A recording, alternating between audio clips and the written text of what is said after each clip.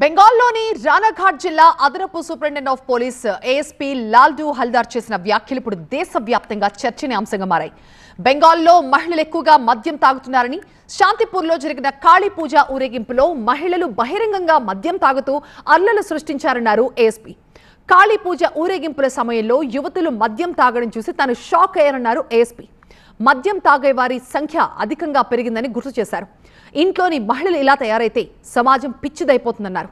అబ్బాయిలు తప్పు చేస్తే వారిని మంచి మాటలు చెప్పి సరిదిద్దాల్సిన మహిళలే ఇలా అల్లరి చేస్తే అప్పుడు సమాజం ఎటుపోతుందో మీరే అర్థం చేసుకోండి అన్నారు ఏఎస్పీ.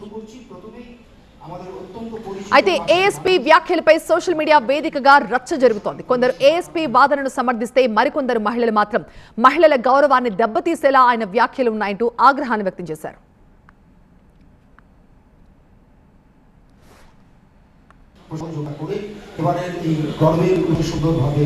আলোচনা আমরা শুরু করছি। প্রথমেই আমাদের অত্যন্ত পরিচিত কাছের মানুষ